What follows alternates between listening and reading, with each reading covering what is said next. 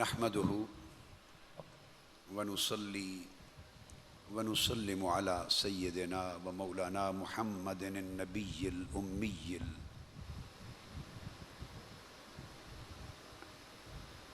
الرؤوف الرحيم المكين الحنين الكريم وعلى آله الطيبين الطاهرين وصحبه الكرام المتقين المخلصين وأولياء أمته والصالحين وعلينا معهم أجمعين. أما بعد فأعوذ بالله من الشيطان الرجيم. بسم الله الرحمن الرحيم. الذين يتبعون الرسول النبي الأمي الذي يجدونه مكتوبا عندهم في التوراة والإنجيل يأمرهم بالمعروف وينهاهم عن المنكر. صدق اللہ مولانا العظیم.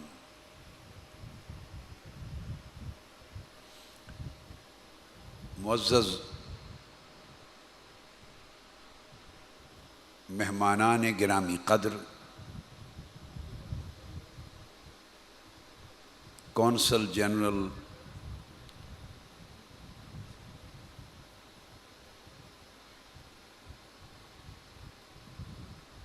سفارت اسلامی جمہوریہ ایران، دیگر قراء اور حفاظ حضرات، مشائخ اعظام، علماء کرام، جملہ معتکفین اور معتکفات،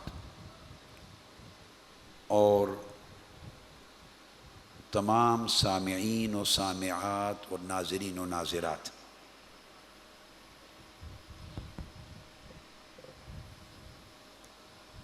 ہم پچھلی کئی نشستوں سے امر بالمعروف اور نہی عن المنکر کے موضوع پر ایک سلسلہ وار گفتگو کر رہے ہیں.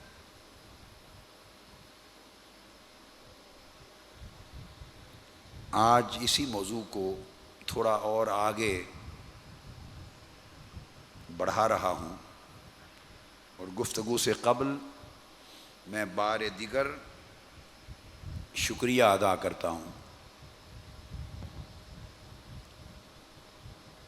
اسلامی جمہوریہ ایران کی ایمبیسی کا، کونسلیٹ جنرل کا، خانہ فرہنگ ایران کا اور حکومت ایران کا، جو ہر سال ایران سے اپنے قراء اور حفاظ اور منشدین بھیجتے ہیں، اور اعتکاف کی ان 10 راتوں میں ایک رات وہ یہاں تشریف لا کر قرآن مجید کی محفل سجاتے اور ہمارے دلوں کو، روحوں کو اور سینوں کو انوار قرآن کے ساتھ مالا مال کرتے.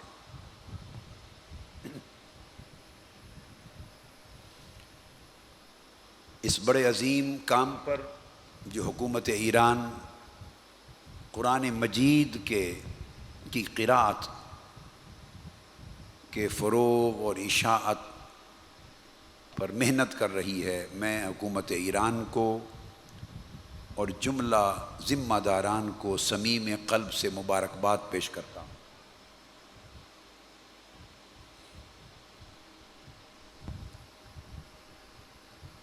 ابھی جو آیہ کریمہ میں نے تلاوت کی، یہ سورہ اعراف کی آیت نمبر 157 کا ابتدائی حصہ ہے. اب یہ گفتگو پچھلی 3-4 نشستوں کے تسلسل میں ہے، مگر مضمون کو آگے بڑھا رہا ہوں. اس مقام پر اللہ رب العزت نے حضور نبی اکرم صلی اللہ علیہ وآلہ وسلم کی کئی شانوں کا اور آپ کی عظمت رسالت کے کئی پہلوؤں اور کئی گوشوں کا ذکر فرمایا. آپ کی کئی صفات کا ذکر کیا گیا، مگر موضوع کی مناسبت سے میں نے فقط ابتدائی حصہ تلاوت کیا جس میں آپ کی صفات جلیلہ میں سے ایک صفت کا بیان۔ ارشاد فرمایا جو لوگ اتباع کرتے ہیں، پیروی کرتے ہیں اس رسول گرامی کی صلی اللہ علیہ وآلہ وسلم، جو نبی امی ہے، اور یہ وہ رسول گرامی اور نبی امی ہیں صلی اللہ علیہ وآلہ وسلم جن کا ذکر، جن کے اوصاف، جن کے کمالات، جن کی صفات، جن کے معجزات، جن کے اخلاق اور جن کے احوال کا بیان یہ لوگ تورات اور انجیل ان دو مقدس کتابوں میں بھی پڑھتے تھے۔ یعنی آقا علیہ الصلوۃ والسلام وہ ہستی ہیں کہ جن کا ذکر فقط قرآن میں اور احادیث نبوی میں نہیں ملتا، بلکہ آپ کی دنیا میں تشریف آوری سے قبل جو پہلی کتابیں انبیاء علیہ السلام اور رسول علیہ السلام پر نازل ہو چکی تھیں وہ بھی حضور علیہ السلام کے ذکر مبارک سے معمور تھی۔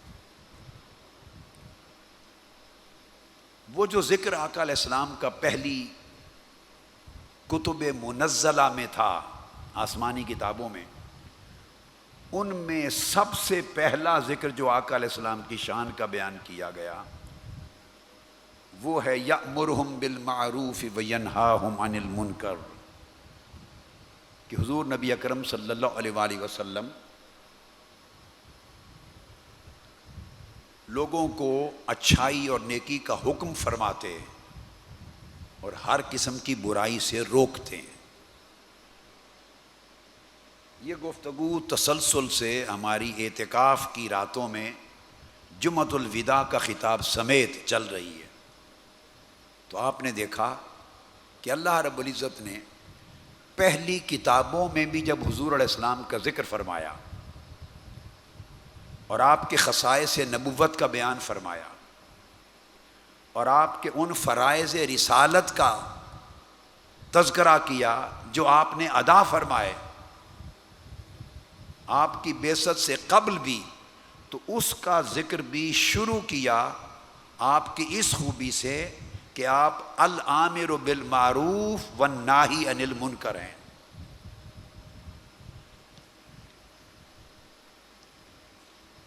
پھر قرآن مجید نے اہل ایمان کی، یہ آقا علیہ السلام کی صفت تھی، پھر اہل ایمان کی صفات بیان کی سورہ آل عمران میں، اور اس میں فرمایا یؤمنون باللہ والیوم الآخر، جو اللہ تعالیٰ پر اور آخرت پر ایمان رکھنے والے ہیں، مؤمن ہیں، ان کی خوبی یہ ہے کہ وَيَأْمُرُونَ بِالْمَعْرُوفِ وَيَنْهَوْنَ عَنِ الْمُنْكَرِ، وہ معاشرے میں بہرے اور گونگے بن کے نہیں رہتے، جہاں برائی اور بدی دیکھتے ہیں وہ اس بدی کو روکنے کے لیے سینہ سپر ہو جاتے ہیں، اٹھ کھڑے ہوتے ہیں، اور اچھائی اور نیکی جس کا حکم اللہ اور اس کے رسول نے دیا ہے اسے معاشرے میں فروغ دینے کے لیے اپنے تن من دھن کی بازی لگا دیتے ہیں۔ یہ اہل ایمان کی صفت ہے۔ اسی طرح پھر اہل ایمان کی تعریف سورہ التوبہ میں کی اور ارشاد فرمایا والمؤمنون والمؤمنات بعضهم اولیاء بعض یأمرون بالمعروف وینہون عن المنکر، جو مومن مرد اور مومن عورتیں ہیں وہ ایک دوسرے کے مددگار ہوتے ہیں، ایک دوسرے کے مددگار ہوتے ہیں، اور ان کی خوبی یہ ہوتی ہے مومن ہونے کی کہ وہ اچھائی کے فروغ کا فریضہ انجام دیتے رہتے ہیں۔ یہ نہیں کہ صرف خود نیکی کریں، نہیں، خود بھی کریں اور نیکی کا بول معاشرے میں بالا کریں، اور بدی اور برائی کو بھی معاشرے میں روکتے رہتے۔ اب یہ خوبیاں بیان کر کے اللہ تبارک و تعالیٰ نے ایک بڑا خوبصورت مضمون قرآن مجید میں بیان کیا ہے، بڑا جامع مضمون، وہ آپ کے لیے آج کی رات کا ایک خاص پیغام ہے، اور وہ سورہ توبہ کی آیت نمبر 111 اور 112 میں ہے۔ بڑا پیارا مضمون۔ ارشاد فرمایا ان اللہ اشتری من المؤمنین انفسهم واموالهم بان لهم الجنہ۔ میں نے کبھی اپنے زندگی، پوری زندگی میں خطاب میں نے لحن سے قرآن مجید کبھی نہیں پڑھا۔ آپ نے میری کچھ ہزار کیسٹ سنی، میں خطاب میں کبھی لحن سے قرآن مجید نہیں پڑھتا۔ آج چونکہ لحن سے قرآن پڑھا گیا اور مجلس قرآن ہے اور ہم نے سنا ہے تو میرے بھی ذوق میں آیا، چلو مجھے معاف کر دیجئے، میرے پاس نہ لحن، نہ قرات، نہ تجوید، نہ فن، میں بیکار ہوں، میرے پاس کچھ نہیں ہے، بس ایسے اپنا رانجھا راضی کر رہا ہوں۔ ان اللہ اشتری من المؤمنین انفسهم واموالهم بان لهم الجنہ، کہ بے شک اللہ تعالیٰ نے اہل ایمان سے ان کی جانیں اور ان کے مال خرید لیے ہیں۔ سن لیں، اللہ پاک نے آپ سے آپ کی جانیں اور آپ کا مال اللہ رب العزت نے ماشاءاللہ خرید لیا ہے۔ اب آپ اپنی جانوں کے مالک نہیں ہیں، سن لیں، اب آپ اپنے مال و دولت کے مالک بولیے ہیں؟ اگر تو مومن ہیں، اگر تو مومن ہیں تو پھر آپ نے اپنی جان و مال اللہ کے ہاتھ فروخت کر دیا، سودا ہو گیا۔ کس چیز کے عوض؟ بِأَنَّ لَهُمُ الْجَنَّةَ، اس نے آپ کی جان و مال لے کر اس کے عوض جنت دے دی، جنت دے دی۔ اور جان و مال جو آپ سے خرید لیے، اب وہ کس مقصد کے لیے خریدے اور آپ کے جان و مال کس کام پر لگانے کا حکم دیا؟ اس نے فرمایا وَيُقَاتِلُونَ فِي سَبِيلِ اللَّهِ فَيَقْتُلُونَ وَيُقْتَلُونَ۔ فرمایا میں نے تم سے جان و مال خرید لیے ہیں، اب تمہیں میری راہ میں لڑنا ہوگا، اب تمہیں میری راہ میں لڑنا ہوگا۔ اب مت ڈرو، جانیں تمہاری کہاں رہی ہیں؟ تم تو اپنی جانیں مجھے بیچ چکے ہو، مال تمہارے کہاں رہے ہیں کہ اب بخیلی کرو، کنجوسی کرو کہ کم ہو جائے گا، گھٹ جائے گا۔ کیا گھٹے گا؟ مال تو تمہارا رہا ہی نہیں ہے، تم جان و مال مجھے بیچ چکے ہو اور میں اس کے عوض جنت دے چکا ہوں۔ اب میری مرضی، میں تمہارا جان و مال جہاں چاہوں خرچ کراؤں، جہاں چاہوں خرچ نہ کروں۔ اور جن قوموں نے جان و مال کا سودا اللہ سے کیا اور اللہ کے کہنے اور حکم پر جان و مال خرچ کیے، ان قوموں میں انقلاب آ گئے، انقلاب آ گئے۔ ان قوموں سے بڑی بڑی شہنشاہتیں ختم ہو گئیں، بادشاہتیں ختم ہو گئیں، بڑے بڑے آمریت کے تخت الٹ گئے۔ صرف ایک راز سمجھ میں آ گیا کہ نہ جان ہماری ہے نہ مال، ہم نے اللہ کے ہاتھ بیچ دیا ہے۔ اب جہاں اللہ چاہے گا وہاں جان لگائیں گے، جہاں اللہ چاہے گا وہاں مال لگائیں گے۔ وَعْدًا عَلَيْهِ حَقًّا فِي التَّوْرَاةِ وَالْإِنْجِيلِ وَالْقُرْآنِ۔ اللہ پاک فرماتے ہیں یہ میرا تم سے وعدہ ہو گیا ہے، پکا وعدہ ہو گیا ہے، اور یہ وعدہ آج کا نہیں، یہ وعدہ میں نے تورات میں بھی اتارا تھا، یہ سودا اس وقت بھی کیا تھا بنی اسرائیل میں جو اہل ایمان ہیں اور اپنی جان و مال مجھے بیچنا چاہتے ہیں، تو رب نے فرمایا تھا میں خریدار ہوں۔ خوش نصیب ہیں وہ لوگ جنہیں خدا جیسا خریدار مل جائے۔ ہائے ہائے ہائے ہائے ہائے، خدا خریدار بن گیا۔ اور کس مال کا؟ مال بھی وہ جو ہم جس کے مالک شروع سے ہی نہ تھے، بھئی جان ہماری تھی کب؟ جان دی ہوئی اسی کی تھی۔ حق تو یہ ہے کہ حق ادا نہ ہوا۔ بھئی جان بھی تو اسی نے دی تھی، پیدا بھی اسی نے کیا تھا۔ ہم تو نطفہ تھے، نطفہ بھی اسی کی توفیق سے آیا تھا، گوشت پوست بھی اسی نے دیا تھا، استخوان ہڈیوں کا ڈھانچہ بھی اسی نے دیا تھا، اس پر اعصاب بھی اسی نے چڑھائے تھے، روح بھی اسی نے پھونکی تھی، زندگی بھی اسی نے دی تھی، پیدائش بھی اسی کی توفیق سے ہوئی تھی۔ ہم ناتواں تھے، توانائی بھی اسی نے دی، ننگے تھے، لباس بھی اسی نے پہنایا، بھوکے تھے، کھانا بھی اسی نے دیا، بچے تھے، جوان بھی اسی نے کیا۔ ارے سب کچھ تو اس کا دیا ہوا تھا، مال بھی اس نے دیا۔ اس کا کتنا کرم ہے، جان بھی اس کی عطا کردہ، مال بھی اس کا عطا کردہ، مالک وہ، ہم فقط امانت رکھنے والے۔ پھر ہم سے کہتا ہے کہ اپنی جان بیچتے ہو مجھے؟ ہائے ہائے، بھئی ہماری تو جان ہے ہی نہیں تھی، مولا تو نے دی تھی، مگر اس کا کرم دیکھیے، اس کی عطا دیکھیے کہ جان دے کر خود خریدار بنتا ہے اور کہتا ہے میرے ہاتھ بیچنی ہے جان؟ ہاں بیچتے ہیں۔ بھئی مال بیچتے ہو؟ کون سا مال؟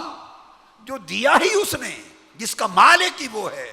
اور قرآن کہتا ہے ہم مستخلفین فی، ہم تو وقت امانت دار ہیں، ہمیں تو استعمال کرنے کا حق ہے۔ جان کا مالک بھی رب، مال کا مالک بھی رب، اور جان و مال دے کر اب خود خریدار بن کے آواز دے رہا ہے، آواز دے رہا ہے کوئی جان و مال میرے ہاتھ بیچنے والا؟ میں اسے جنت دے دوں۔ جنت دے دی، اور فرمایا یہ سودا میں نے اگلوں میں بھی کیا تھا، تورات میں بھی کیا تھا، انجیل میں بھی کیا تھا، اور قرآن میں بھی کیا۔ جنہوں نے یہ سودا مجھ سے کر گیا وہ تر گئے، وہ کامیاب ہو گئے۔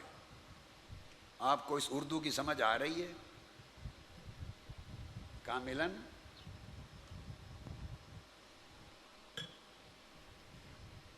اگر نہیں آ رہی تو عربی میں خطاب کر دوں آپ کے لیے، سمجھ آ رہی ہے؟ تو فرمایا کہ پھر میں نے سودا کر دیا، جنہوں نے میرے ساتھ سودا کر لیا۔ وَمَنْ أَوْفَى بِعَهْدِهِ مِنَ اللَّهِ فَاسْتَبْشِرُوا بِبَيْعِكُمْ الَّذِي بَايَعْتُمْ بِهِ ذَلِكَ هُوَ الْفَوْزُ الْعَظِيمُ۔ فرمایا پھر جس نے، میں نے اپنے ذمہ کرم پر یہ وعدہ لے لیا، تورات میں بھی، انجیل میں بھی، قرآن میں بھی، اور فرمایا ایمان والو تم اپنے سودے پر خوشیاں مناؤ۔ اب سن لیں، جس نے یہ وعدہ پورا کر لیا، فَاسْتَبْشِرُوا بِبَيْعِكُمْ، اس سودے پر خوشیاں مناؤ جو تم نے میرے ساتھ سودا کیا ہے، یعنی جان و مال کو بیچا ہے، اس پر خوشیاں مناؤ، یہ بڑی کامیابی ہے۔ اب وہ فرماتا ہے باری تعالیٰ، تو جنہوں نے میرے ساتھ یہ سودا جان و مال کا کر لیا ہے، اب شرط یہ ہے کہ وہ ایسے بن جائیں۔ جنہوں نے مجھ سے سودا کر لیا، جان بھی بیچ دی، مال بھی بیچ دیا، اس کے عوض جنت خرید لی، جنت خرید لی، اب کیسے بن جائیں؟ التائبون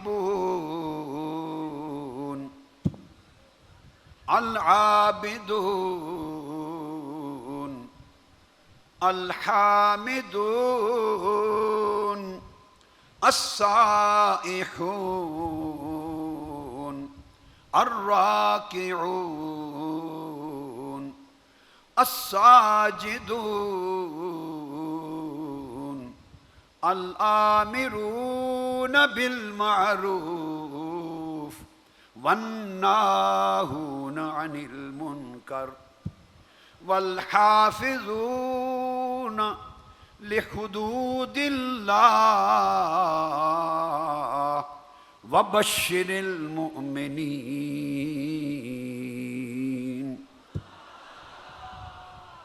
فرمایا اب چونکہ سودا کر لیا ہے مجھ سے تو اب توبہ کرنے والے بن جاؤ. اعتکاف میں آنے والوں اور اللہ سے یہ سودا کرنے والوں, اللہ سے سودا کیا ہے یا نہیں؟ بولیے کیا ہے یا نہیں؟ جنہوں نے نہیں کیا وہ کر لیں آج کی رات, تاکہ 27ویں کی رات جب بیٹھیں تو سودا کر کے بیٹھیں. تو فرمایا جنہوں نے مجھ سے سودا کر لیا وہ توبہ کرنے والے بن جائیں. اب وہ کیا ہو گئے سودا کرنے والے؟ تائبین ہو گئے, توبہ کرنے والے ہو گئے, وہ عابدین ہو گئے, عبادت گزار بن گئے, وہ اللہ کی حمد و ثنا کرنے والے بن گئے, وہ دنیا کی لذتوں سے کنارہ کش ہونے والے بن گئے, وہ روزے دار بن گئے, وہ خشوع و خضوع سے رکوع کرنے والے بن گئے, وہ اللہ کے قرب کی تلاش میں سجدہ ریزیاں کرنے والے بن گئے, وہ نیکی کا حکم دینے والے بن گئے, وہ بدی اور برائی کو روکنے والے بن گئے, وہ اللہ کی حدود کی حفاظت کرنے والے بن گئے. جب یہ ساری خوبیاں ان میں پیدا ہو گئیں تو فرمایا میرے محبوب ایسے اہل ایمان کو خوشخبری سنا دو کہ ان کا کام ہو گیا. اہل ایمان کا یہ مقام عطا کیا اللہ رب العزت نے, یہ مقام دیا. اس لیے کہ اگر تلقین کریں, واعظ کریں, نصیحت کریں اور خود یہ خوبیاں اپنی زندگی میں پیدا نہ کریں تو یہ منافقت ہے, یہ منافقت ہے, اور اس پر بڑی سخت وعید ہے. حضرت اسامہ بن زید رضی اللہ تعالیٰ عنہ روایت کرتے ہیں اور صحیح بخاری اور مسلم میں متفق علیہ, قال سمعت من رسول اللہ صلی اللہ علیہ وآلہ وسلم یقول یجاء برجل فیطرح فی النار فیطحن فیہا کطحن الحمار برہاہ. آقا علیہ السلام نے فرمایا قیامت کا دن ہوگا, ایک شخص کو لایا جائے گا قیامت کے دن اور اسے دوزخ میں پھینک دیا جائے گا, دوزخ میں اوندھے منہ پھینک دیا جائے گا, اور پھر وہ دوزخ میں گر کر اس دوزخ میں اس طرح گھومے گا, چکر لگائے گا جیسے چکی چلانے والا گدھا ارد گرد گھومتا ہے اپنی چکی کے. دوزخ کی آگ میں جلے گا, چکر لگائے گا چکی چلانے والے گدھے کی طرح وہ شخص. فیطیف بہ اہل النار, باقی دوزخی اسے دیکھ کر اس کے ارد گرد جمع ہو جائیں گے, جمع ہو جائیں گے, اور وہ کہیں گے فیقولون اے فلان, تم تو فلاں شخص نہیں ہو, تم تو فلاں شخص نہیں ہو. کہے گا ہاں وہی شخص ہو. وہ کہیں گے, ایک اور حدیث کا مضمون ملا رہا ہوں, تم تو وہ شخص ہو تو تم تو لوگوں کو نیکیوں کا حکم دیتے تھے, تم یہاں کیسے آ گئے؟ الست کنت تأمر بالمعروف وتنہی عن المنکر, کیا آپ وہی شخص نہیں ہیں جو معاشرے میں لوگوں کو نیکی کا حکم دیتا تھا اور برائیوں سے روکتا تھا؟ فیقول, وہ کہے گا ہاں میں وہی شخص ہوں, مگر یہاں دوزخ میں کیسے آپ پہنچے؟ وہ کہے گا انی کنت اامر بالمعروف ولا افعلہ وانہی عن المنکر وافعلہ. دوزخ میں اس لیے آیا کہ میں لوگوں کو نیکیوں کا سبق دیتا تھا, حکم دیتا تھا, مگر خود نیکی کرتا نہیں تھا, لوگوں کو گناہوں سے روکتا تھا, برائی سے منع کرتا تھا, مگر خود وہ برائیاں کرتا تھا. میری بدعمالیاں مجھے کھینچ کر آج دوزخ کے ذلتناک انجام تک لے آئی ہیں. لوگوں اپنے اعمال و احوال کی اصلاح کر لو. میرے جتنے بھائی اور بیٹے ہیں, ادھر جتنی بہنیں اور بیٹیاں بیٹھی ہیں, ادھر اعتکاف گاہ میں, سب لوگ ان 10 دنوں میں اللہ کے حضور اپنی جان و مال کا سودا کر کے جائیے، اور اس کے ساتھ یہ طے کر کے جائیے کہ جس نیکی کو معاشرے میں پھیلانے کا عزم لے کے جا رہے ہیں، اس نیکی کو معاشرے میں پھیلانے سے قبل اپنی زندگی میں، اپنی جان میں نافذ کر دو، اور معاشرے سے جس بدی کو مٹانا ہے اس بدی کو پہلے اپنی زندگی سے مٹا دو۔ یہی وجہ ہے کہ پھر اگلی حدیث پاک میں حضور علیہ الصلوۃ والسلام نے مزید ارشاد فرمایا، بنی اسرائیل کے علماء کا ذکر کرتے ہوئے، عبداللہ ابن مسعود رضی اللہ تعالیٰ عنہ حدیث کے راوی، اور فرماتے ہیں قال قال رسول اللہ صلی اللہ علیہ وآلہ وسلم لما واقعات، آپ دیکھیے معاشرے میں جن کے ذمے خواہ وہ علماء ہوں، خواہ وہ رؤساء ہوں، وہ زعماء ہوں، وہ اساتذہ ہوں، وہ والدین ہوں، وہ لیڈر ہوں، وہ معاشرے کے ذمہ داران جوان ہوں، جنہیں اللہ نے علم دیا، شعور دیا، طاقت دی، ہمت دی، استطاعت دی کہ وہ معاشرے میں نیکی کا علم بلند کر سکیں اور بدی کو مٹانے کی جد و جہد کر سکیں، وہ سارے اس حدیث رسول کے مخاطب ہیں۔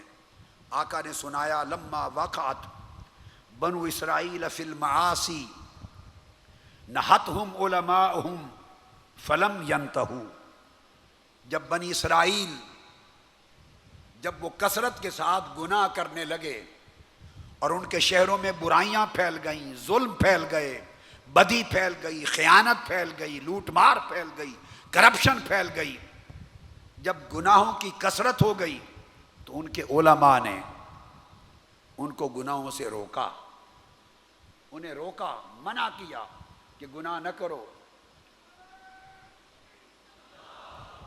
مگر کیا ہوا؟ فلم ینتہو، الحمدللہ وہ لوگ نہ رکے، انہوں نے بات نہ مانی۔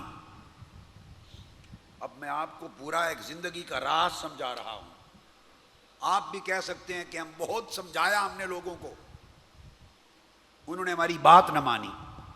تو آقا علیہ السلام، یہ آج کا مسئلہ نہیں ہے، یہ بنی اسرائیل کو بھی یہی حالات درپیش تھے، یہ یہود اور نصارہ پہلی امتوں کو بھی یہ حالات درپیش تھے، پہلے معاشروں اور نسلوں کو بھی یہ حالات درپیش تھے۔ جب انہوں نے ان کی بات نہ سنی تو انہوں نے کیا کیا؟ فجالسوہم فی مجالسہم، تو یہ ڈھیلے پڑ گئے، سست پڑ گئے، کمزور ہو گئے منع کرنے والے، اور پھر آہستہ آہستہ خود ان کی مجلسوں میں بیٹھنے لگے۔ خود تو گناہ نہیں کرتے تھے مگر ان کے ہم نشیں ہو گئے، ان کی مجلسوں میں بیٹھنے لگے۔ وَوَاكَلُوهُمْ وَشَارَبُوهُمْ، اور پھر ان کے ساتھ مل کر کھانے پینے لگے۔ جب یہ عمل شروع ہو گیا فَضَرَبَ اللَّهُ قُلُوبَ بَعْضِهِمْ بِبَعْضٍ، تو اللہ تعالیٰ نے ان کے سارے لوگوں کے دل آپس میں خلط ملط کر دیے، منع کرنے والے اور گناہ کرنے والے جب آپس میں ان کا اختلاط ہو گیا اور غیرت دین کی نہ رہی، حمیت دین کی نہ رہی، ذمہ داری کا پورا احساس نہ رہا، اور انہی کے ساتھ میل جول میں داخل ہو گئے، تو اللہ نے پھر ان ساروں کے دلوں کو بھی خلط ملط کر دیا۔ اور پھر وَلَعَنَهُمْ عَلَى لِسَانِ داود وعیسی ابن مریم ذَلِكَ بِمَا عَصَوْا وَكَانُوا يَعْتَدُونَ، پھر اللہ پاک نے حضرت داؤد اور حضرت عیسیٰ کی زبان سے ان پر لعنت بھیجی، لعنت بھیجی، اور یہ ان کے اس جو کچھ وہ کرتے تھے اس نافرمانی میں اتنا تجاوز، حد سے تجاوز کر گئے تھے، اس وجہ سے اللہ نے لعنت بھیجی نبیوں کی زبان سے۔ جب آقا علیہ السلام یہاں تک پہنچے، بیان فرما رہے ہیں، جب اس نقطے تک پہنچے تو حضرت عبداللہ ابن مسعود فرماتے ہیں آقا علیہ السلام ٹیک لگا کے بیٹھے تھے تکیے کے ساتھ۔ جب یہ واقعہ بنی اسرائیل کا سنا رہے تھے تو ٹیک لگا کے بیٹھے تھے، جب یہاں تک پہنچے تو آقا علیہ السلام نے تکیہ چھوڑ دیا اور اٹھ کے سیدھے ہو کے بیٹھ گئے۔ فقال لا کان متکئا، فقال لا والذی نفسی بیدہ حتی تعتروہم علی الحق اترا، اٹھ کے بیٹھ گئے اور جلال میں آ گئے اور فرمانے لگے اگر تم بھی اپنے معاشرے کے لوگوں کو بدی، برائی، ظلم، ناانصافی، قتل و غارت گری، دہشت گردی، لوٹ مار، خیانت، کرپشن، حق تلفی، ان گناہوں سے نہیں روکو گے، اور اگر وہ تمہارا کہنا نہ مانے تو تم انہیں برداشت کر لو گے اور اٹھو گے نہیں ظلم کے خلاف، بدی کے خلاف، برائی کے خلاف، بدی کو معاشرے سے، ظلم کو معاشرے سے مٹانے کے لیے، پھر سینہ سپر ان کے خلاف اگر نہیں ہو جاؤ گے تو آقا علیہ السلام نے فرمایا خدا کی قسم جس کے قبضہ قدرت میں میری جان ہے، تمہارا یہ فرض اس وقت تک ہے جب تک پھر تم قوت بازو سے ان گناہ اور ظلم کرنے والوں کو ظلم سے پھیر نہ لو، جب تک حالات کو بدل نہ دو، آرام سے بیٹھنا تمہارا اسی طرح گناہ ہوگا جیسے گناہ کرنے والوں کا اپنا جرم ہے۔ یہ ذمہ داری آقا علیہ السلام نے فرمائی۔ اور حضرت ابو سعید خدری رضی اللہ تعالیٰ عنہ پھر روایت کرتے ہیں، امام احمد بن حنبل نے اپنی مسند میں اور ابن ماجہ نے روایت کیا، اور پہلی حدیث بھی مسند احمد، سنن ابی داؤد اور ترمذی کی تھی۔ فرماتے ہیں کہ آقا علیہ السلام نے فرمایا لا یحقر احدکم نفسہ، تم میں سے کوئی شخص اپنی جان کو حقیر نہ سمجھے، مت سمجھو کہ آپ حقیر ہیں، آپ کمزور ہیں، ہمارے ہاتھ میں کچھ نہیں۔ میں آپ سے پوچھتا ہوں دنیا کے کسی ملک کی ایک مثال دے دیں، کسی ایک ملک کی جہاں امیروں کی ضرورت ہو انقلاب، بولیے۔ انقلاب تاریخ میں کبھی امیروں کی ضرورت نہیں رہا، انقلاب وڈیروں کی ضرورت نہ تھا نہ ہے، جاگیرداروں کی ضرورت نہ تھا نہ ہے، ظالموں طاقتوروں کی ضرورت کبھی نہ تھا نہ ہے۔ ہر پیغمبر جب دعوت انقلاب لے کے اٹھا تو قرآن کو پڑھیے وقال الملأ الذین کفروا، اس سوسائٹی کے وڈیروں نے اس کو کہا کہ ہم تمہاری بات نہیں مانتے، سوسائٹی کے سردار اس کے خلاف جمع ہو گئے، سوسائٹی کے جاگیردار، وڈیرے، سرمایہ دار جمع ہو گئے۔ کبھی بھی کسی پیغمبر کی دعوت پر وقت کے فرعون نے لبیک نہیں کہا، وقت کے قارون نے لبیک نہیں کہا، وقت کے حامان نے لبیک نہیں کہا، اور کبھی حسین کی دعوت پر وقت کے یزید نے لبیک نہیں کہا۔ بھائی جو لوگ طاقتور ہیں، فاسق ہیں، فاجر ہیں، وڈیرے ہیں، جن کے ہاتھ میں مال و دولت ہے، لوگوں کی عزت سے کھیلتے ہیں، خون سے کھیلتے ہیں، ان کی تو پانچوں گھی میں ہیں، ان کا تو کچھ بگڑا نہیں، وہ انقلاب کے لیے اپنے آپ کو تکلیف میں کیوں ڈالیں؟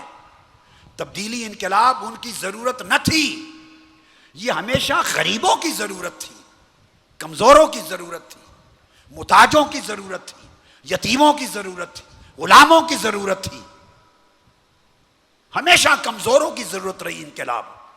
تو آقا علیہ السلام نے فرمایا تم لوگ اپنی جان کو ہلکا نہ جانا کرو کہ ہم غریب ہیں، کمزور ہیں، مزدور ہیں، محنت کش ہیں، طالب علم ہیں، علماء ہیں، امام ہیں، خطیب ہیں، ہم طاقتور لوگ نہیں، ہم کچھ نہیں کر سکتے، نہیں۔ آقا علیہ السلام نے فرمایا خبردار، اپنے آپ کو حقیر، کمزور اور ہلکا نہ سمجھو، تم ہی طاقتور ہو، تم ہی طاقتور ہو، قرآن تمہیں طاقت دینا چاہتا ہے۔ انقلاب مستضعفین کی ضرورت ہے، مستضعفین جہاں کی، تم طاقتور بنو۔ آقا نے فرمایا کمزور نہ سمجھو۔ اب صحابہ کرام نے پوچھا قالوا یا رسول اللہ کیف یحقر احدنا نفسہ، ہم میں سے کوئی شخص اپنے آپ کو حقیر کیسے جان سکتا ہے؟ حقیر، ہم میں سے کوئی شخص اپنی جان کو، اپنے آپ کو حقیر جانے گا؟ آقا علیہ السلام نے فرمایا جواب سن لو، قال یرا امرا للہ علیہ فی مقال ثم لا یقول فیہ، اپنی جان کو حقیر وہ شخص سمجھتا ہے جو دیکھتا ہے بدی ہو رہی ہے، برائی ہو رہی ہے، گناہ ہو رہا ہے، ظلم ہو رہا ہے، اس کو دیکھے اور اس شخص کو اللہ کا حکم بھی معلوم ہو کہ یہ غلط ہے، یہ غلط ہے، یہ گناہ ہے، یہ ظلم ہے، اس کو روکنا میرا فرض ہے، یہ بھی معلوم ہو، اور پھر بھی چپ رہے، پھر بھی چپ رہے، خاموش رہے، اس کے لیے زبان اور عمل کا جہاد نہ کرے، اس کے خلاف نہ اٹھے، تو فرمایا جب وہ چپ رہے گا تو اس کا مطلب ہے اس نے اپنے آپ کو حقیر جانا، اور اس کا کیا حشر ہوگا؟ فَيَقُولُ اللَّهُ لَهُ يَوْمَ الْقِيَامَةِ، قیامت کے دن جب وہ شخص حساب و کتاب کے لیے پیش ہوگا تو اللہ رب العزت اس کو فرمائیں گے ما منعک ان تقول فی کذا و کذا، اے چپ رہنے والے، اے ظلم کو دیکھ کر چپ رہنے والے، اے گناہ کو دیکھ کر چپ رہنے والے، اللہ کے دین سے ہوتی ہوئی بغاوت کو دیکھ کر چپ رہنے والے، غریبوں، پسے ہوئے، مستضعفین، کمزوروں پر ظلم و جبر ہوتے ہوئے دیکھ کر، قوم کا خزانہ لٹتے ہوئے دیکھ کر، جھوٹ اور دجل و فریب ہوتے ہوئے دیکھ کر، اے چپ رہنے والے، تمہیں کس نے روکا تھا؟ ان معاملات میں تو کھڑا کیوں نہیں ہوا؟ تم نے آواز بلند کیوں نہیں کی؟ اپنا فرض ادا کیوں نہیں کیا؟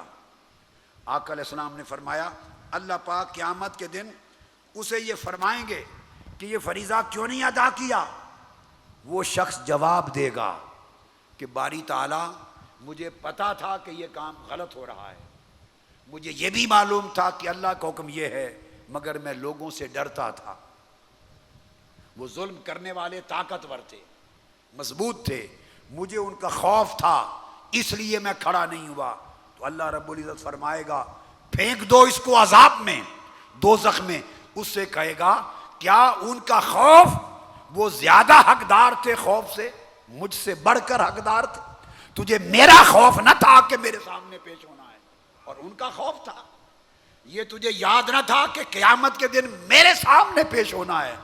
کاش تو میرا خوف مقدم رکھتا ان ظالموں کے خوف سے۔ وہ ظالم کیا کر دیتے تمہارا؟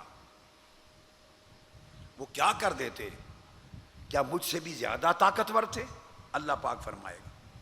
اور پھر حضرت حشیم رضی اللہ تعالیٰ عنہ روایت کرتے ہیں، بلکہ حضرت جریر روایت کرتے ہیں مسند احمد بن حنبل، سنن ابو داود اور ابن ماجہ ابن حبان میں، کہ میں نے آقا علیہ السلام سے سنا، آپ نے فرمایا یقول ما من رجل یکون فی قوم یؤمل فیہم بالمعاصی، فرمایا کوئی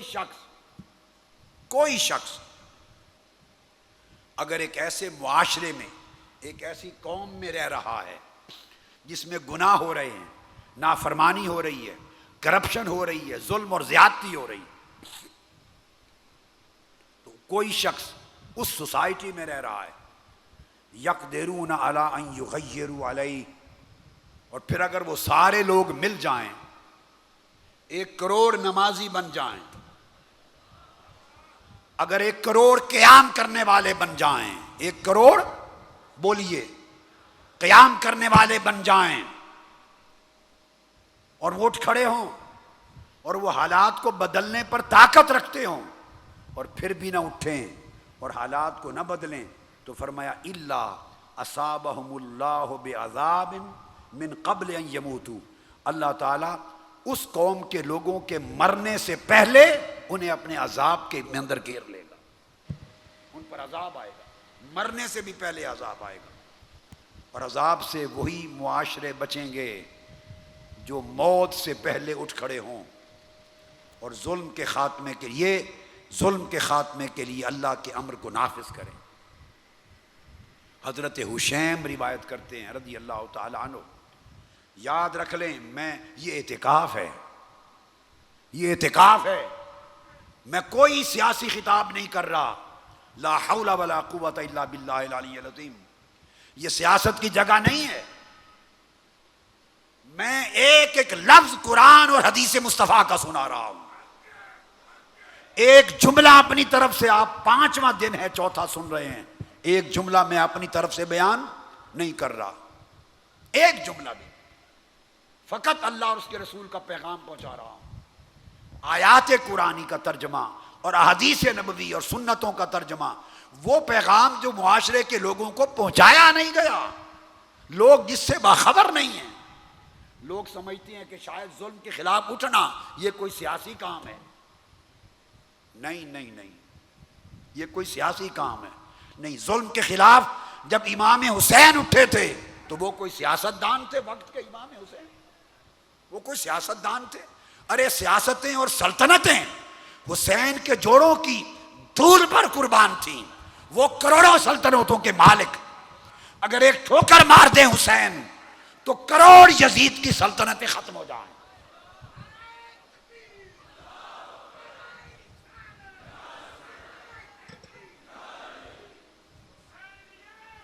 اور میں جب سب کو کہتا ہوں کہ بھائی بوڑھے جوان اور بیٹے بھی جائیں، حق کی سربلندی کے لیے اٹھیں، اور بہنیں بیٹیاں بھی جائیں، یہ سنت حسین ہے۔ جب امام حسین جاتے ہیں حق کو سر بلند کرنے اور ظلم کا راستہ روکنے کے لیے، تو سیدہ زینب سے لے کر سیدہ سکینہ تک ساتھ لے کر جاتے ہیں، اور امام زین العابدین سے لے کر علی اکبر و علی اصغر کو ساتھ لے کر جاتے ہیں۔ یہ شیوا ہے تاجدار کائنات کا، خاندان نبوت کا، صحابہ کرام کا۔ اس لیے کہ یہ ہر ایک کا فرض ہے، ہر ایک سے پوچھا جائے گا، مرد سے بھی اور عورت سے بھی، جوان سے بھی اور بوڑھے سے بھی، ہر ایک سے پوچھا جائے گا کہ تمہارے سامنے ظلم ہوتا رہا، گھر میں بیٹھ کر چولہے پر تو برا بھلا کہتے تھے، مگر باہر نکل کے اس ظلم کے خاتمے کے لیے میرے حکم کو آگے بڑھانے کے لیے تیار نہ تھے۔ فرمایا تو جس قوم میں گناہ ہو رہے ہوں، ظلم اور زیادتی ہو رہی ہو، ثم یقدرون علی ان یغیروا ثم لا یغیروا، ان کے پاس اگر وہ اکٹھے ہو جائیں تو طاقت بن جائے، وہ ظلم کا خاتمہ کر سکتے ہیں۔ اگر 1 کروڑ نمازی ہو جائیں اور وہ قیام کریں تو بولیے شیطان بھاگے گا یا نہیں؟ اگر اتنی بڑی نماز کھڑی ہو جائے، اتنی بڑی جماعت با جماعت نماز اگر اتنی بڑی کھڑی ہو جائے جس میں کروڑ نمازی قیام کر رہے ہوں، بچے گا شیطان؟ شیطان اپنے چیلوں سمیت نکل جائیں گے۔ فرمایا الا یوشک ان یعمہم اللہ منہ بعقاب، اگر ظلم کے خاتمے کے لیے اور گناہوں کے نظام کو ختم کرنے کے لیے نہیں اٹھیں گے تو ان قریب اللہ پاک اس پوری قوم کو اپنے عذاب کی لپیٹ میں لے لے گا۔ یہ حدیث آقا علیہ السلام کی، اور پھر حضرت علی رضی اللہ تعالیٰ عنہ روایت کرتے ہیں، آقا علیہ السلام نے فرمایا، کہتے ہیں سمعت رسول اللہ صلی اللہ علیہ وسلم یقول ان اللہ لا يعذب العامة بعمل الخاصہ۔ بڑی خاص حدیث کا مضمون ہے، بہت خاص مضمون ہے۔ آقا علیہ السلام فرماتے ہیں کہ اللہ تعالیٰ نے یہ ارشاد فرمایا کہ کسی معاشرے کے بڑے لوگ اگر گناہ کریں، یہ بات بڑی سننے والی، وڈیرے گناہ کریں، سردار گناہ کریں، طاقتور لوگ گناہ کریں، جاگیردار، سرمایہ دار، لیڈر، وزراء، اگر ایسے بڑے لوگ، عیاش لوگ گناہ کریں تو اللہ تعالیٰ بڑے لوگوں کے گناہوں کے باعث عوام الناس کو عذاب نہیں دیتا۔ ذرا یہ پہلا جملہ، ابھی حدیث مکمل نہیں ہوئی، یہ پہلا ٹکڑا ہے۔ فرمایا اگر بڑے لوگ معاشرے کے گناہ کریں تو ان کے گناہوں کی سزا اللہ تعالیٰ عام غریب لوگوں کو، بولیے، عام غریب عورتوں، مردوں، لوگوں کو نہیں دیتا جن کے چولہے میں آگ نہیں جلتی، جن کی بیٹیوں کے سر پہ دوپٹے نہیں ہیں، جن کے پاس بل ادا کرنے کا پیسہ نہیں، جن کے سر پہ چھت نہیں، جن کے بچوں کو فیس دینے کے پیسے نہیں، جو نہ تعلیم دلوا سکیں، نہ روزگار پا سکیں، نہ تعلیم لے کے ان کو کوئی نوکری مل سکے، نہ عزت پا سکے، نہ جان بچا سکے، نہ مال بچا سکے، یہ وہ غریب کروڑوں۔ اللہ پاک فرماتے ہیں، حضور علیہ السلام نے فرمایا کہ بڑے لوگوں کے، لیڈروں کے گناہوں کا عذاب اور سزا اللہ غریب عامت الناس کو، عوام کو نہیں دیتا، مگر کب دیتا ہے وہ سنیے۔ فرمایا حتی یروا المنکر بین ظہرانیہم وہم قادرون علی ان ینکروا فلا ینکروا، مگر تب دیتا ہے عوام کو عذاب کہ جب ان کی آنکھوں کے سامنے کھلا ظلم ہو رہا ہو، کھلی زیادتی ہو رہی ہو، کھلی ناانصافی ہو رہی ہو، کھلی شراب چل رہی ہو، کھلی بدکاریاں ہو رہی ہو، کھلی لوٹ مار ہو رہی ہو، خیانت ہو رہی ہو ان کی آنکھوں کے سامنے معاشرے میں، اور اگر یہ جمع ہو جائیں، قادرون جمع کا صیغہ ہے، جمع ہو جائیں تو اس نظام کو بدل سکتے ہیں، اس بدی کو مٹا سکتے ہیں، اس ظلم کا خاتمہ کر سکتے ہیں، مگر فلا ینکروا نہ جمع ہوتے ہیں نہ بدی کے خلاف کھڑے ہوتے ہیں۔ جب وہ بدی کے خاتمے کے لیے کھڑے نہیں ہوں گے تب اللہ تعالیٰ ان کے گناہوں کا عذاب بھی عوام کو دے دے گا۔ تو عوام کو جو عذاب ملے گا وہ گناہ کرنے کا نہیں بلکہ بڑوں کے ظلم کو نہ روکنے کا، کہ اگر اکٹھے ہو جاتے تو مل کر اتنی بڑی طاقت بن جاتی کہ معاشرے سے ظلم کا خاتمہ کر دیتے۔ چونکہ انہوں نے یہ فرض ادا نہیں کیا اس کی وجہ سے گناہ ہوگا۔ فَإِذَا فَعَلُوا ذَلِكَ عَذَّبَ اللَّهُ الْخَاصَّةَ وَالْعَامَّةَ، پھر جب اللہ عذاب اتارتا ہے تو پھر خاص بھی رگڑے جاتے ہیں اور عوام بھی رگڑے جاتے ہیں، پھر اللہ پاک کسی کو نہیں چھوڑتا، عذاب سب کے لیے ہوتا ہے۔ حضرت عمر بن عبدالعزیز رضی اللہ تعالیٰ عنہ انہوں نے بیان کیا، وہ فرماتے ہیں کہ ہم صحابہ کرام سے سنتے تھے اور ائمہ اہل بیت سے سنتے تھے، آقا علیہ السلام کے زمانے سے یہ بات ہر ایک کی زبان پہ تھی، اور وہ کیا کہ ان اللہ تبارک و تعالی لا يعذب العامۃ بذنب الخاصہ، کہ اللہ تعالیٰ ویسے ہی بڑے لوگوں اور خاص لوگوں کے گناہوں کا عذاب اور ان کے جرائم کا عذاب اور سزا عوام کو نہیں دیتا، اور اگر دیتا ہے تو صرف اس شرط پہ دیتا ہے ولیکن اذا عمل المنکر جہارا استحق العقوبۃ کلہم، جب معاشرے میں کھلے بندوں زیادتی ظلم اور گناہ ہونے لگے، کھلے بندوں ظلم ہونے لگے اور وہ دیکھ رہے ہوں اور وہ اکٹھے ہو کر طاقت نہ بنے اور اس کو نہ روکیں، تو اللہ تعالیٰ پھر ساروں کو اس عذاب میں مبتلا کر دیتا ہے، ساروں کو مبتلا کر دیتا ہے عذاب میں۔ تو اللہ تبارک و تعالیٰ کی سنت یہ ہے کہ کسی قوم کی تقدیر از خود نہیں بدلتی۔ تو چند چیزیں خلاصتاً طے ہوئیں، ایک تو یہ کہ زندگی میں پہلے نیکی کو نافذ کرو اور اپنی زندگی سے پہلے بدی کو مٹاؤ۔ آپ سمجھ گئے میری بات؟ اپنی زندگی کو، اپنے گھر کو عمل کرنے والے بنو، آقا علیہ السلام کے اسوہ حسنہ پر چلنے والے بنو، عبادات میں حضور کا طریقہ اپناؤ، معاملات میں طریقہ اپناؤ۔ کل سے انشاءاللہ معاملات اور اخلاق اور سوسائٹی کے حقوق کا بیان شروع ہوگا۔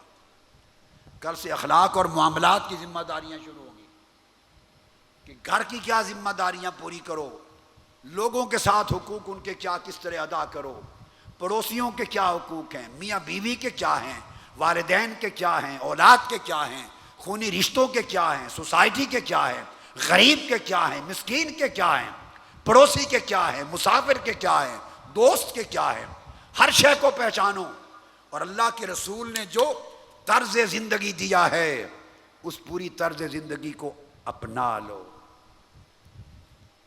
اس اعتکاف میں آنا یہ تربیت گاہ بھی ہے، یہ خلوت گاہ بھی ہے، یہ عبادت گاہ بھی ہے، یہ ذکر گاہ بھی ہے، یہ محبت گاہ بھی ہے، یہ معرفت گاہ بھی ہے۔